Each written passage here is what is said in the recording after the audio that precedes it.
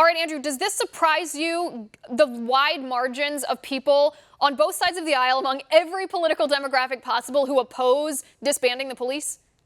No, not at all. It just is in keeping with reality. We're seeing already there have been cuts to the police in New York, and the shooting rate has gone up over 300%.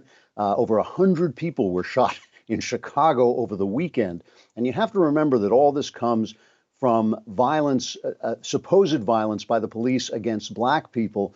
When 9 unarmed black people were killed by police last year, 9, and that's not to say they were innocent people, it's to say they were unarmed.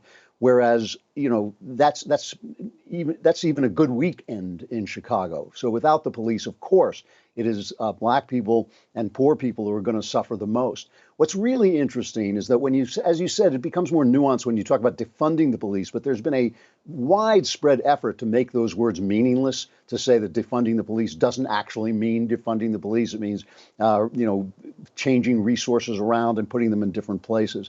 What's also interesting is that another poll showed that 94%, almost 100% of Democrat college students favor defunding the police, which tells you where this movement is coming from. It tells you who is putting this in the minds of people and who is putting it forward as a reasonable thing to do when it's actually a disastrous thing to do. I think we have to really understand that our academies and our media are selling these ideas to people.